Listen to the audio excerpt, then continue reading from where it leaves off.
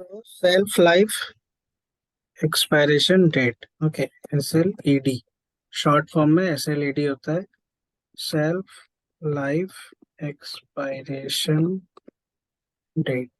ठीक है, ये मोस्टली यूज होता है आपका फार्मास्यूटिकल इंडस्ट्री, मैन्युफैक्चरिंग इंडस्ट्री में भी आजकल यूज होता है, फूड इंडस्ट्री, आजकल काफी इंडस्ट्री यूज कर रही है इसको अपने मटेरियल मास्टर में।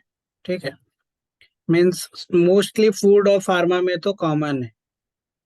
कोई भी प्रोडक्ट आपका मैन्युफैक्चर हुआ है, कोई प्रोडक्ट आप सपोज कोई मेडिसिन ही है, आप रिसीव कर रहे हो, ठीक है, तो आप आपको उसमें क्या एक मैन्युफैक्चरिंग डेट रहता है और एक एक्सपायरी डेट रहता है, राइट।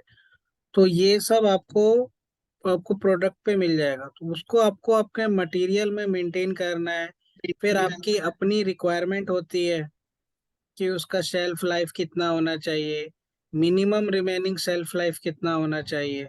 ओके, एक एक होता है आपका टोटल शेल्फ लाइफ।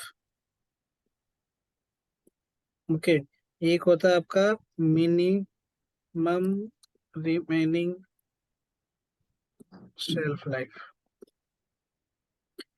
मीन्स ये है कि जो भी आप मटेरियल सपोज आप रिसीव कर रहे हो, ठीक है, तो आप चाहते हो कि जब आपके पास वो आए, वो मिनिमम तो इतना पर्टिकुलर पर्टिकुलर डे या वीक या मंथ तो आपके पास रहना ही चाहिए, उसका वैलिडिटी रहना चाहिए। सपोज इसका अगर आपने कोई मटेरियल रिसीव किया है, ओके, एंड इसका मैन्युफैक्चरिंग डेट है सपोज 9 जनवरी है, ओके, 9 जनवरी 2023 है, ओके, और आप चाहते हो, और ये जो है ये विद इन द 3 मंथ्स आपका एक्सपायर कर जाएगा, सपोज ये थर्ड मंथ में आपका एक्सपायर कर जाएगा, ठीक है। अब अगर आपका रिक्वायरमेंट है कि ये मिनिमम जो मटेरियल है वो मेरे पास मिनिमम 60 डेज तो रहना ही चाहिए, ठीक है, मीन्स मिनिमम 60 डेज तक आप उसको यूज कर सकते हो। मैं ओके, तो इस केस में क्या होगा, और सपोज ये 9 जनवरी है, और अगर आप 10 फरवरी को आप अगर रिसीव कर रहे हो, तो 1 मंथ तो पहले से ही एक्सपायर हो चुका है, राइट, क्योंकि ये 9 जनवरी को बना है, आप रिसीव कब कर रहे हो, 10 फरवरी को आप रिसीव कर रहे हो, ऑलरेडी 1 मंथ इसका एक्सपायर हो चुका है, 1 मंथ आपका जा चुका है, राइट, रिमेनिंग 1 मंथ ही है आपके पास। तो सिस्टम क्या करेगा, आपको अलाउ नहीं करेगा GRN करने के लिए। ओके। सिस्टम आपको एरर थ्रो कर देगा the moment you do the GRN की सेल्फ लाइफ का डेट का जो जो भी गैप रहेगा उसका एक मैं आपको एक एरर मैसेज आता है, सेल्फ लाइफ एक्सपायरेशन डेट, इस टाइप से आपको एक मैसेज आएगा। ठीक है, शॉर्टफॉल का एक डेट एरर आता है आपका, क्योंकि आपका मिनिमम तो 60 डेज आपने मेंटेन कर रखा है, ओके, और 1 मंथ आपका ऑलरेडी एक्सपायर हो चुका है, रिमेनिंग 2 मंथ्स पेंडिंग है, और आप ऑलरेडी सेकेंड मंथ में हो, तो आप ये थर्ड मंथ में तो ये तो एक्सपायरी हो जाएगा मटेरियल, तो फिर ये 60 डेज रह ही नहीं पाएगा मटेरियल, राइट। सो ये सब आपके थ्योरेटिकल पार्ट होते हैं, ठीक है, सेल्फ लाइफ एक्सपायरेशन डेट का। तो इसके लिए हमको क्या है, एक छोटा सा आपके कॉन्फ़िगरेशन करना होता है इसमें, आपके मटेरियल कॉन्फ़िगरेशन करना है इसमें। आपको कॉन्फ़िगरेशन जो होता है एक प्लांट लेवल पे होता है और एक मूवमेंट टाइप लेवल पे होता है। ये दो लेवल पे आपको एक्टिवेट करना पड़ता है, तभी आपका जो भी मटेरियल उस पर्टिकुलर प्लांट में आप यूज करोगे उसके अगेंस्ट आपका ये एक्टिवेट होगा। ठीक है, ये कॉन्फ़िगरेशन करने के बाद आपको अपने मटेरियल मास्टर में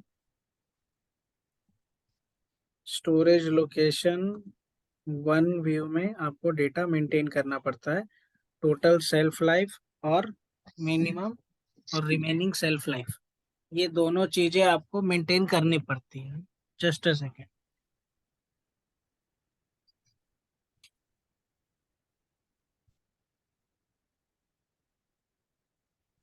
ओके,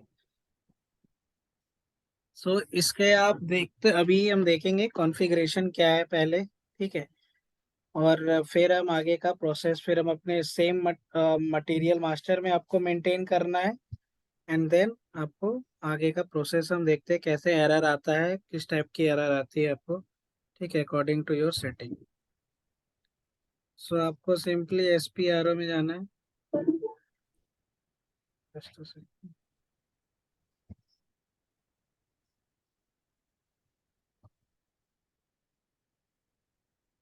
Then okay,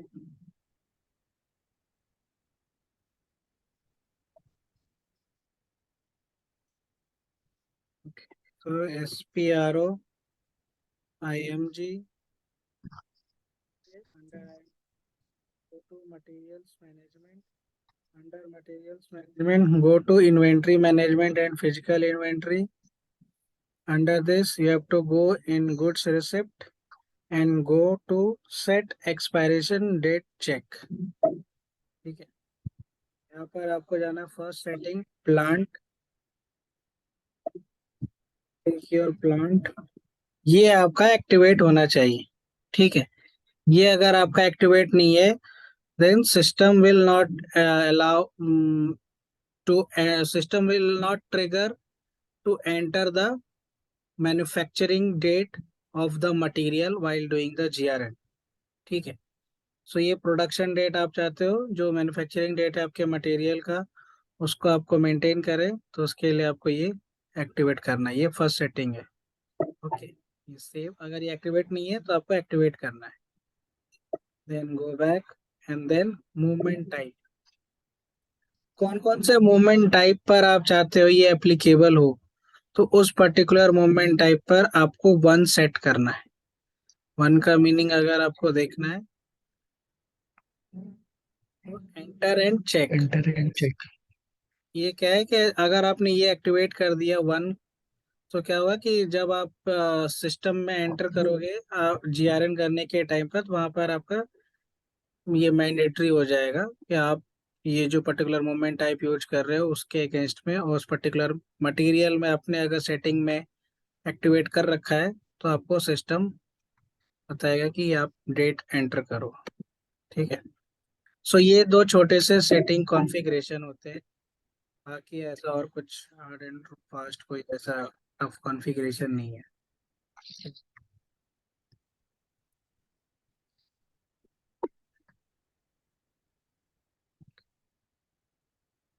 उसके बाद आपको क्या करना है, सिंपली मटेरियल मास्टर में जाना है, MM01। ठीक है, एक आप मटेरियल क्रिएट करो,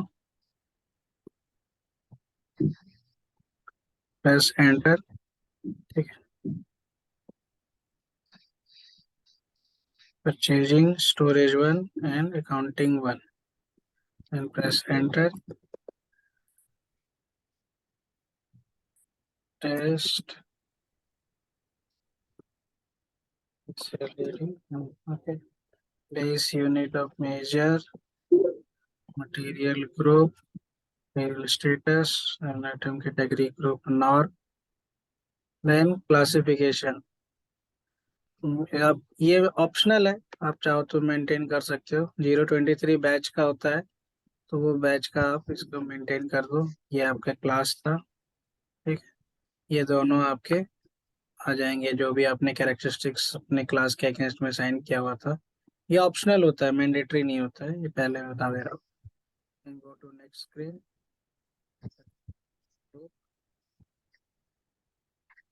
बैच मैनेजमेंट आपको एक्टिवेट करना है या नहीं करना है, इट्स अप टू यू।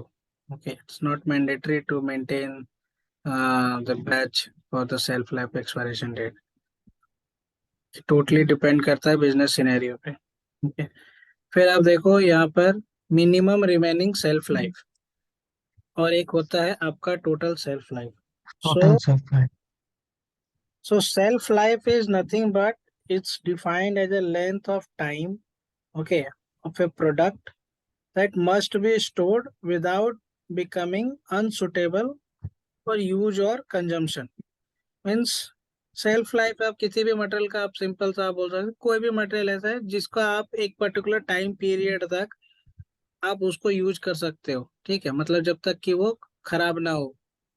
ठीक है, जब तक वो आप उसको यूज कर सकते हो, एक पीरियड होता है, हर एक मटेरियल का एक एक्सपायरी पीरियड होता है। तो जब तक वो सुटेबल है, तब तक ही वो उसका मटेरियल का सेल्फ लाइफ होता है। तो सिंपल सा डेफिनेशन है। ठीक है। और प्रोडक्ट लाइफ स्पैन और डेज बिफोर प्रोडक्ट एक्सपायरी, कोई मटेरियल एक्सपायर होने से पहले जो भी डेट होता है पर्टिकुलर, उसी को आपको सेल्फ लाइफ बोला जाता है किसी मटेरियल का। ठीक है। और ये जो सेल्फ लाइफ एक्सपायरेशन डेट, इसका फॉर्मूला होता है SLED। ये होता है आपका date of manufacture plus total shelf life. तो इसके बेस पर ही आपका ये कैलकुलेशन होता है सेल्फ लाइफ एक्सपायरेशन डेट का। जो भी आपका ओके। मैन्युफैक्चरिंग डेट है प्लस टोटल सेल्फ लाइफ कितना है। सपोज कोई आपने कोई पर्टिकुलर प्रोडक्ट परचेज किया है, ठीक है। अब कंपनी ने उसका बोला है कि ये 6 मंथ, 3 मंथ्स या 1 ईयर, ये इतना ही चल सकता है। ठीक है। तो उसको आपको यहाँ पर मेंटेन करना है टोटल। सपोज कंपनी ने बोल दिया 365 डेज, तो यहाँ पर आपको टोटल सेल्फ लाइफ में 365 डेज आपको मेंटेन करना है। और मिनिमम, अब आप चाहते हो कि मिनिमम कितना जो भी आप रिसीव कर रहे हो मटेरियल, वो मिनिमम कितने दिन तक आपके पास रहे। ठीक है। जैसे मैंने आपको ये एग्जांपल दिया था 9 जनवरी वाला और ये वाला। तो आप कितने दिन तक आप उसको यूज करना है, तो वो आप उसको सेटिंग यहाँ पे कर सकते हो। सपोज आप चाहते हो कि मिनिमम मेरा 60 डेज या 90 डेज जो भी है सीन, आपको यहाँ पर वैसे मेंटेन कर देना है। ठीक है। अभी मैं सपोज यहाँ 30 डेज का कर दे रहा हूँ कि मिनिमम मेरे पास 1 मंथ तो मैं यूज कर सकता हूँ, उससे कम का सेल्फ लाइफ नहीं होना चाहिए मिनिमम। तो ये आप यहाँ पर मेंटेन करोगे। जैसे आप मेंटेन करोगे, सिस्टम आपको एक वार्निंग देगा, date of production must be entered in the goods receipt. Means क्या है कि जब आप इस पर्टिकुलर मटेरियल का अगेंस्ट पीओ जब आप जीआरएन करोगे, तो वहां पर आपको आएगा कि you have to enter the manufacturing date of that particular material.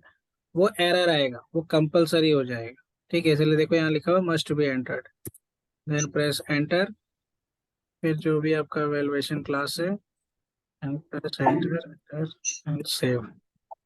सो 1164 ये आपका मटेरियल कोड है। ओके। अब यहाँ सेम एक सेटिंग आपने यहाँ पर किया अपने में यहाँ, उसके बाद नेक्स्ट सेटिंग आप देखो पीओ में जो आपने अपने मटेरियल पे मेंटेन किया है, सेम सेटिंग आप देखो यहाँ पर फिर कैसे आपका शो होगा पीओ में भी।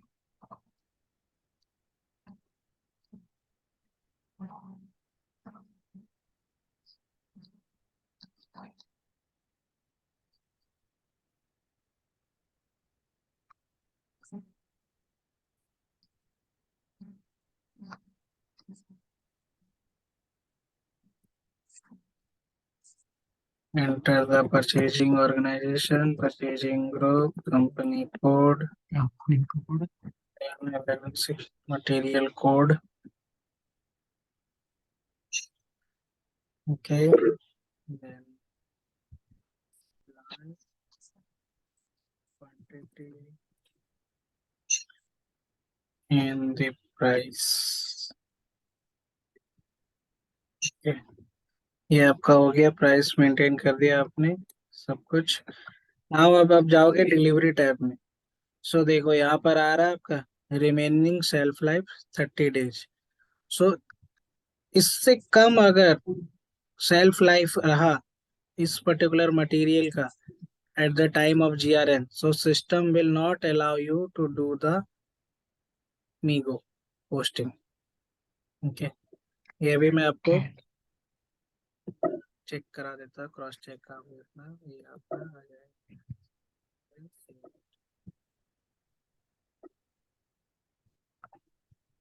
तो ये आपका पीओ बन गया है। Now we will do the GRN। C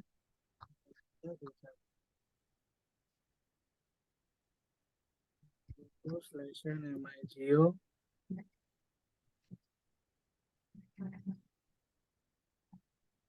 goods receipt purchase order, press enter. ठीक है, now go to layer tab. Okay, now test okay, now check. Okay, अब देखो आप जब आप चेक कर रहे हो तो ये आप देखो आपको एक एरर आया, enter the date of production. ये कहाँ से आया है? क्योंकि आपने अपने मटेरियल मास्टर में मेंटेन किया था स्टोरेज लोकेशन वन व्यू में डेटा, सेल्फ लाइफ और मिनिमम रिमेनिंग सेल्फ लाइफ। वहाँ पर आपको एक मैसेज भी आया था that you have to must be entered the manufacturing date. So यहाँ मटेरियल के टैब में ये जो डेट ऑफ मैन्युफैक्चर है, ये आपका ऑटोमेटिकली सिस्टम कैलकुलेट करेगा सेल्फ लाइफ, क्योंकि मैंने आपको बताया था इसका formula, date of manufacture this plus total self life.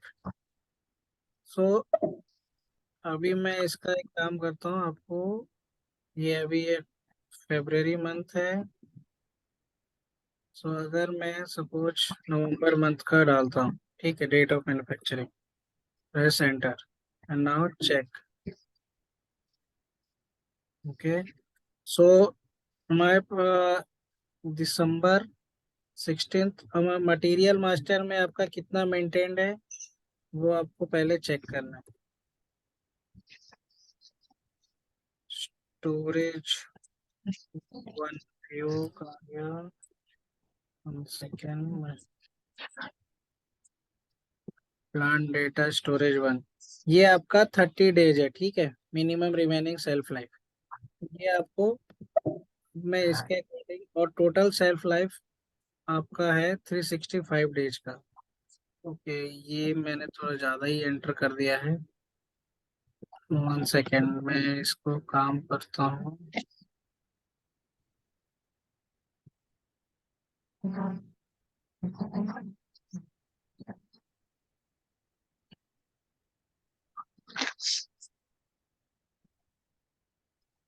अभी देखो आपका मैंने जो डेट एंटर किया है कौन सा, ये क्या है, जनवरी 2000। 11/1 2022।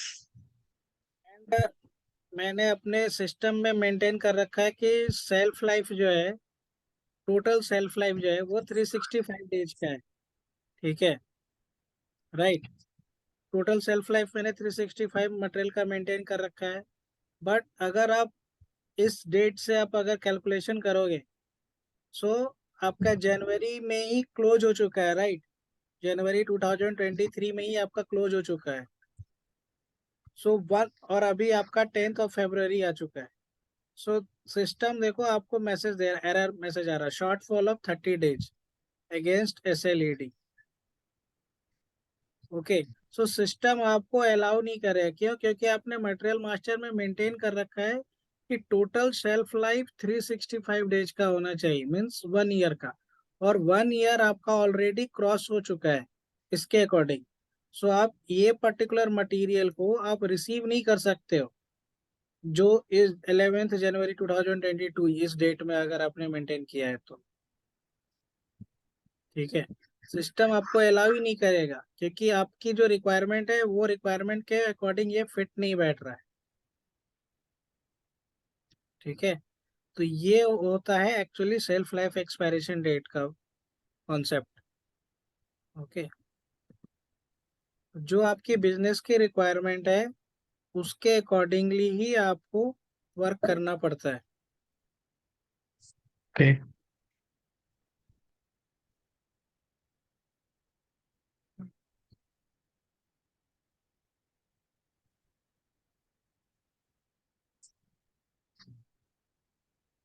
सपोज मैंने 5th ऑफ जुलाई, ठीक है, 5th जुलाई 2022, नाउ यू चेक, सिस्टम देखो कोई आपको एरर नहीं देगा, क्यों? क्योंकि आपके पास अभी भी टाइम है, 5th जुलाई है, और आपका मिनिमम रिमेनिंग सेल्फ लाइफ भी कितना है, 30 डेज का है। और ये एक्सपायर कब होगा? 5th जुलाई 2023 को एक्सपायर होगा। तो सिस्टम आपको कोई एरर नहीं देगा इस, क्योंकि आपके पास रिमेनिंग सेल्फ लाइफ भी है प्लस टोटल सेल्फ लाइफ है, दोनों पे आप कंडीशन में ये आपका फिट बैठ रहा है। ठीक है, और मैं इस मटेरियल का पोस्ट करने से पहले आपको एमएमबी में क्या सीन है पहले वो मैं आपको शो कर देता हूँ।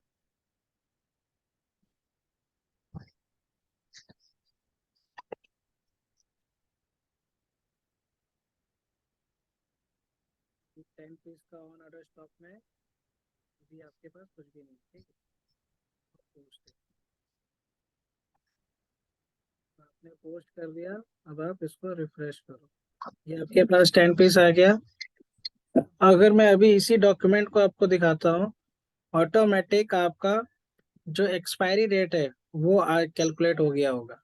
इस डॉक्यूमेंट को आप पोस्ट करो, डिस्प्ले करोगे आप, ये देखो सेल्फ लाइफ आ गया आपका 5 जुलाई 2023, 1 साल का आ गया। ये 1 साल का कैसे आया है? क्योंकि आपने मटेरियल मास्टर में टोटल सेल्फ लाइफ कितने डेज का मेंटेन किया था? 365 डेज का, राइट।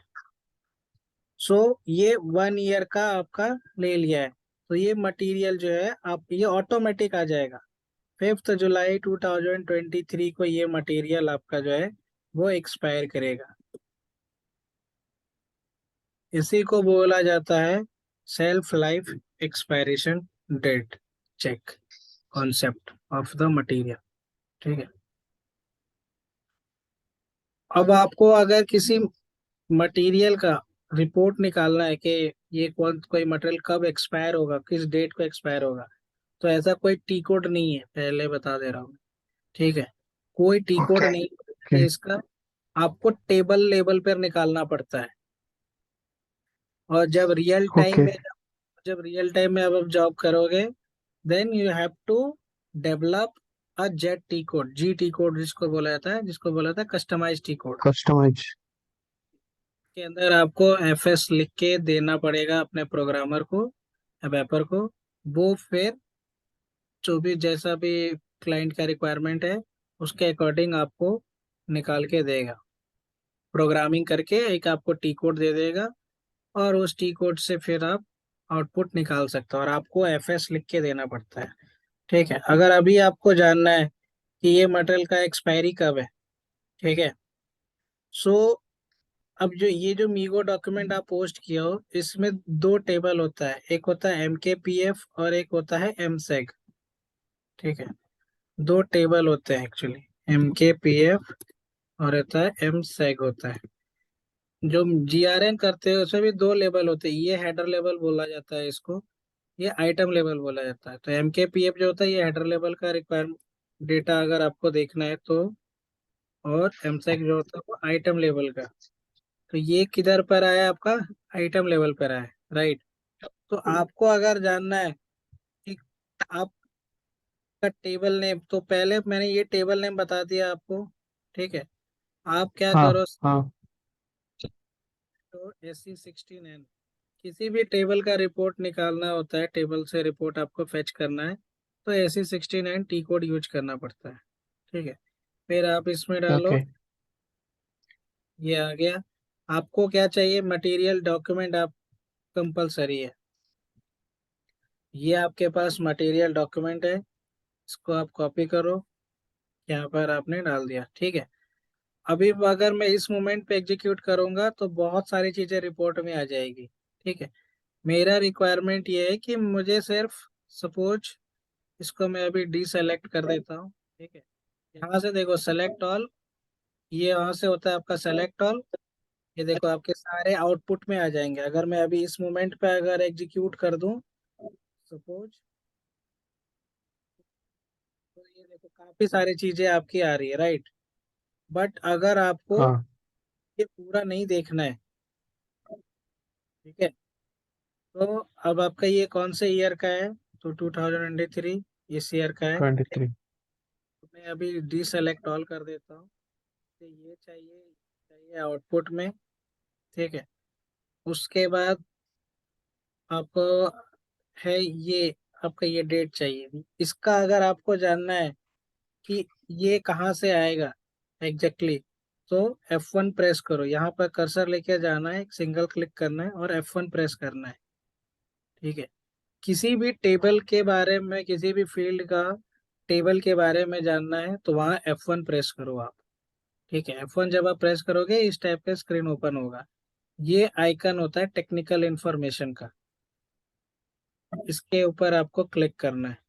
ठीक है, और ये एक्चुअली ये जो VFDAT है, ये फील्ड नेम है आपका सेल्फ लाइफ एक्सपायरेशन डेट का। ठीक है, तो ये आपको इसका यूज करना है अभी। इसको आप कॉपी करो। ठीक है, इसको आप क्लोज कर दो, कंट्रोल एफ पेस्ट कर दो आप, प्रेस एंटर। सो ये आ गया SLED VBD, राइट। सो ये आपने कर देना है, टिक कर देना है, सो दैट कि ये रिपोर्ट में आए। ठीक है, फिर आप मटेरियल भी चाहते हो तो मटेरियल नंबर, आपको प्लांट यूज करना है तो प्लांट भी आप दे सकते हो, स्टोरेज लोकेशन करना है तो स्टोरेज लोकेशन भी, कौन से जो मटेरियल है उस डॉक्यूमेंट में, उसका कौन से पर्टिकुलर प्लांट में स्टोरेज लोकेशन में है, तो वो आपने मेंटेन कर दिया। ठीक है, इसके बाद आप जाओ एग्जीक्यूट कर दो। सो ये देखो आपका आ गया, ये मटेरियल डॉक्यूमेंट है, ये मटेरियल, ये ईयर है, इस साल आपने पोस्ट किया है, ये आपका मटेरियल, डेट। ये प्लांट है, ये स्टोरेज लोकेशन है, और ये देखो इस दिन आपका एक्सपायर करेगा ये पर्टिकुलर मटेरियल। ठीक है, और अगर आपको ये डेट ऑफ मैन्युफैक्चर भी चाहिए कि कब बना था, वो भी अगर आपको रिपोर्ट में चाहिए, सो F1 प्रेस करो। आपको फील्ड नेम का रिक्वायरमेंट है, सो फील्ड नेम इसका क्या है, HSDAT। ठीक है, सो अभी हम उसमें जाते हैं, आपका जो AC 16N से हमने टेबल से रिपोर्ट निकाला है, इसमें आप जाओ बैक। ठीक है, control F, control V, HSDAT, इसको भी आप कर दो टिक। ठीक है, सो आपके अपने चार पांच चीजें टिक की है। ठीक है, material plant, material document number है, स्टोरेज प्लांट है, स्टोरेज लोकेशन है, नाउ एग्जीक्यूटेड। सो ये देखो आपका सब कुछ मिल रहा है यहाँ पर आपका, ये इस दिन आपका बना था, ये फ्यूचर मैन्युफैक्चरिंग डेट। डेट है, ये एक्सपायरी डेट है आपका, ये पर्टिकुलर स्टोरेज लोकेशन, ये प्लांट है, ये मटेरियल है, ये इस ईयर का डॉक्यूमेंट है, और ये आपका मटेरियल डॉक्यूमेंट है। तो आपको जैसा रिपोर्ट चाहिए, आपको इस टेबल से ही निकलेगा इसका। ठीक है, कोई स्टैंडर्ड टी कोड नहीं है SAP में जहाँ से आप इस पर्टिकुलर मटेरियल, किसी भी मटेरियल का आप एक्सपायरी डेट निकाल सको।